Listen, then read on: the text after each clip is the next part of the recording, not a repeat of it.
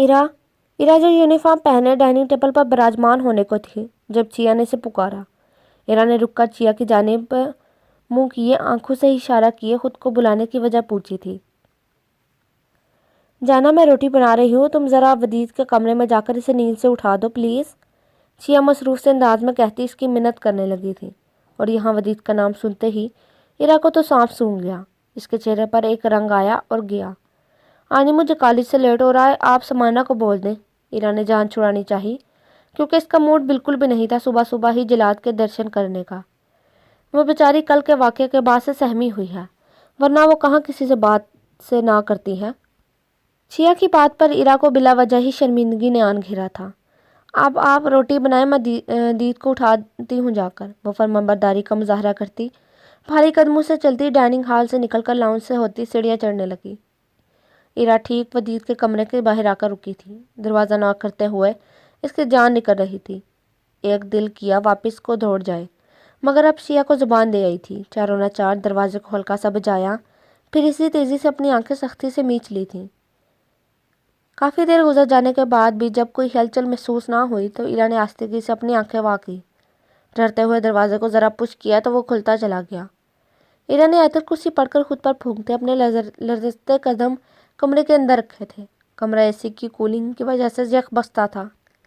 इरा के पूरे वजूद में सर लहरें डोलने लगी।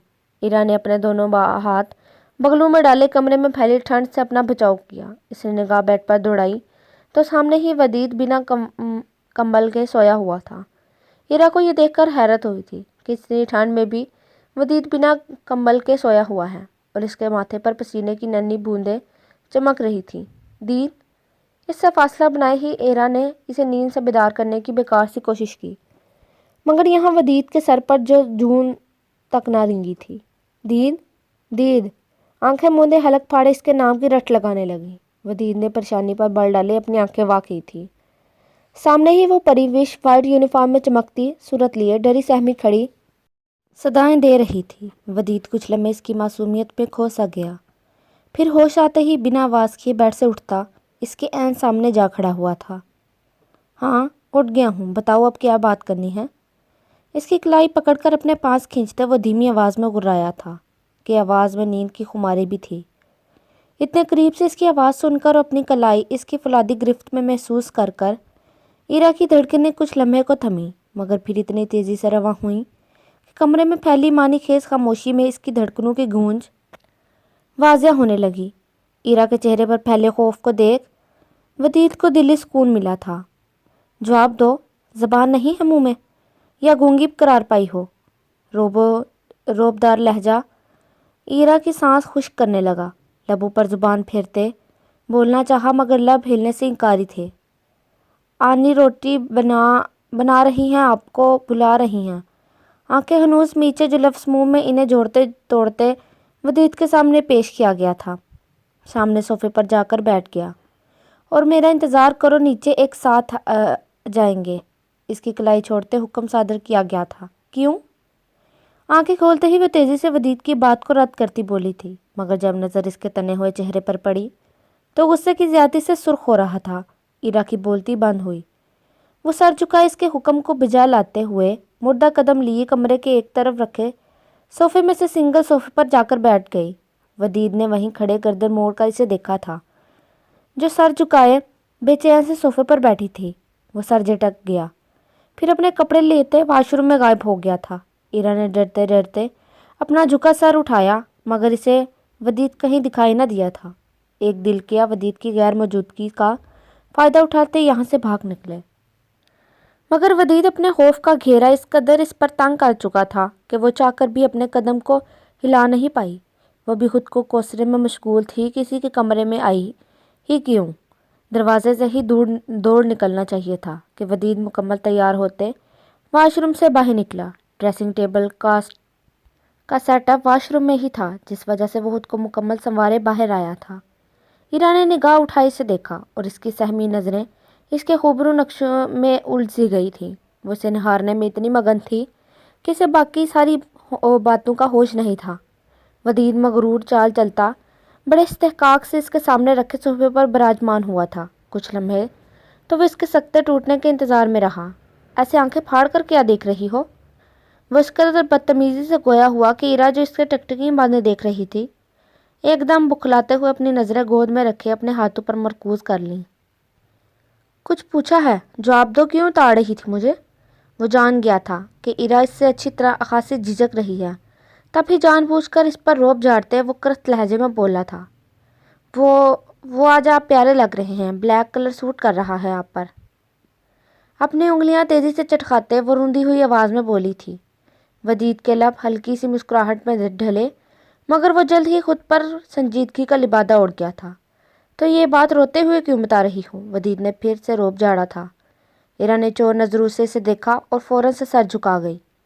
آپ سے ڈر لگتا؟ اس بار بھی آواز روندی ہوئی تھی۔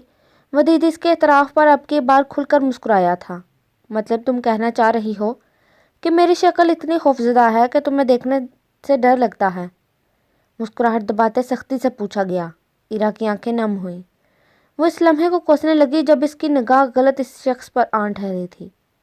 نہیں، میں ایسا تو کچھ نہیں کہا۔ وہ بلا وجہ ہی اس شخص کو صفائیاں دینے لگی۔ اگر ایسا کچھ میرے دماغ یا دل میں ہوتا تو میں آپ کی تعریف کیوں کرتی؟ وہ تھوڑی دیر پہلے اپنے منہ سے اس کی گئی تعریف یاد دلاتے ہوئے بولی تھی۔ مطلب میں تمہیں آج پیارا لگ رہا ہوں؟ وہ جان کر باتیں بنانے لگا۔ نہیں، ایسا نہیں ہے، آپ مجھے پیارے بالکل بھی نہیں لگ رہے۔ صاف گوئی سے کام لیا گیا۔ ودید نے ابرو چکائے۔ اگر پیارا نہیں لگ رہا تھا تو پھر تاڑ کیوں رہی تھی؟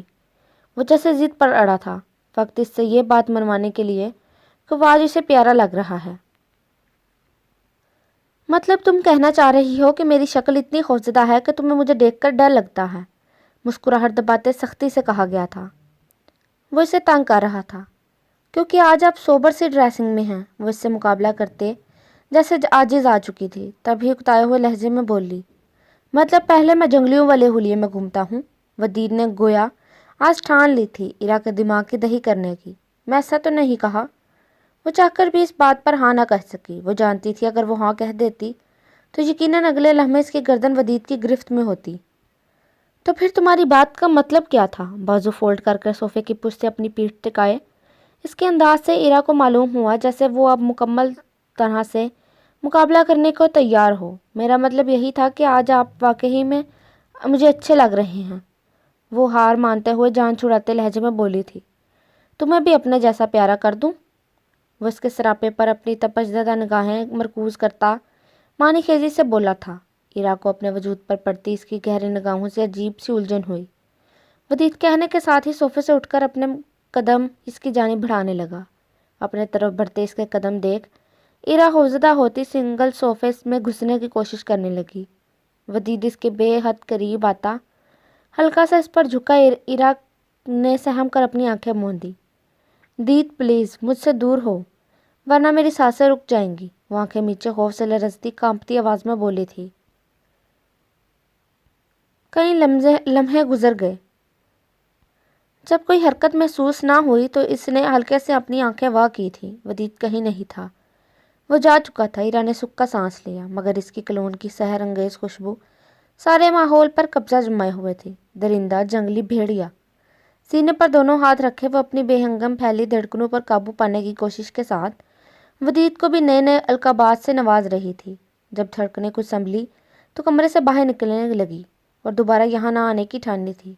کچھ دیر گزر جانے کے بعد ایرا خود کو کمپوز کیے اس کے پیچھے ہی ڈائننگ ہال میں آئی۔ مناہل اور ماں پیکر نے مل کر اسے گھورا کیونکہ وہ اپنا ناشتہ کر چکی تھی اور اب کالج جانے میں لیٹ ہونے والی تھی۔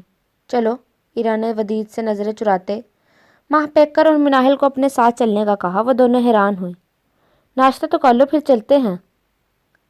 ماہ پیکر نے گھڑی میں ٹائم دیکھتے فکر مندی سے کہا تھا۔ ابھی میرا دل نہیں ہے، ہاف ٹائم میں کچھ لے کر کھا لوں گی۔ وہ ڈائننگ ہال کے ایک طرف بڑے صوفے پر سے اپنا بیگ اٹھا کر کندھے پر لٹکاتی بے دلی سے کہتی ڈائننگ ہال سے نکل کر باہری دروازے کی جانب قدم لے گئی تھی۔ تو چاروں ناچار ماہ پیکر اور مناہل کو بھی اس کے پیچھے جانا پڑا۔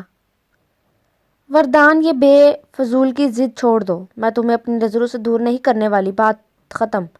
سویرا نے ضد چاہتے وردان کو خود سے دور کرتے کرخت لہجے میں کہا تھا۔ میں صرف 4 ماہ کا ویزا لگا ہے، دن گزرتے پتہ بھی نہیں لگنا، اور ویسے بھی میں کچھ دن اکیلے رہ کر گزارنا چاہتا ہوں۔ پلیز یہ ضد چھوڑ دیں اور اپنی دلی خوشی کے ساتھ اپنی دعاؤں کے سائے تلے مجھے روانہ کریں تاکہ میرا آگے کا سفر آسان ہو جائے۔ دوبارہ سے ماں کے گرد بازو کا حصار باندھے لاڈ سے اپنا سر ان کے کندھے پر رکھتے مجھے محبت سے پچکار رہا تھا، وردان پتہ نہیں کیوں میرا دل بیٹھا جا رہا ہے۔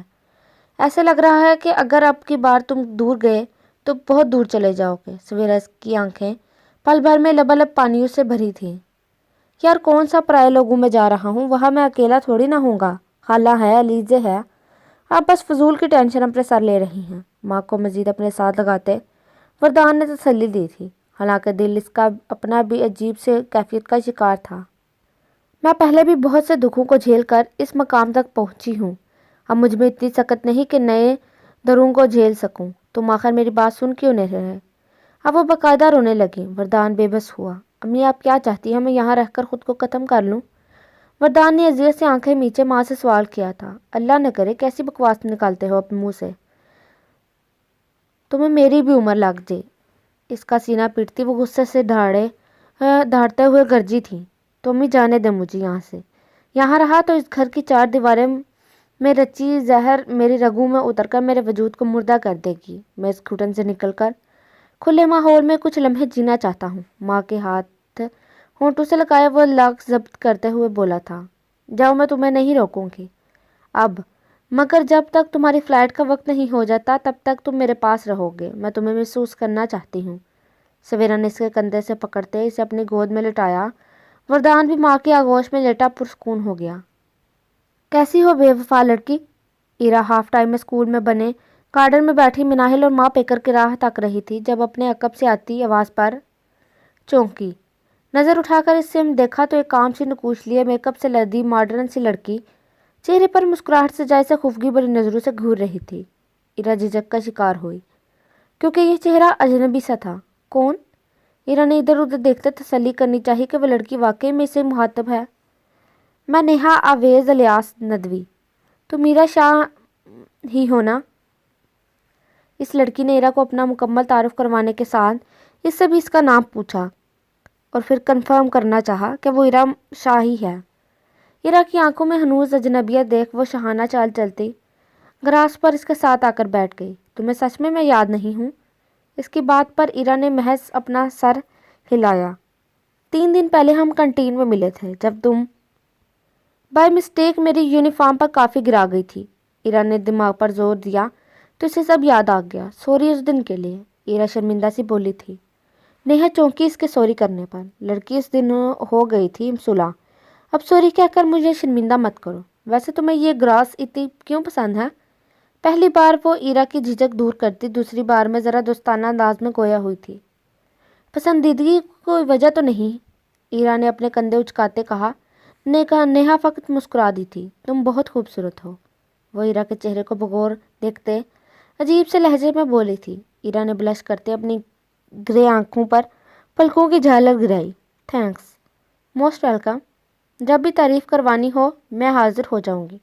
اپنا ایک ہاتھ اپنے سینے پر رکھ کر سر کو ہم دیتے وہ ڈرامائی انداز میں کہتے ایرا کو مسکرانے پر مجبور کر گئی۔ مجھے تم سے لڑکوں والی فیلنگز آ رہی ہیں۔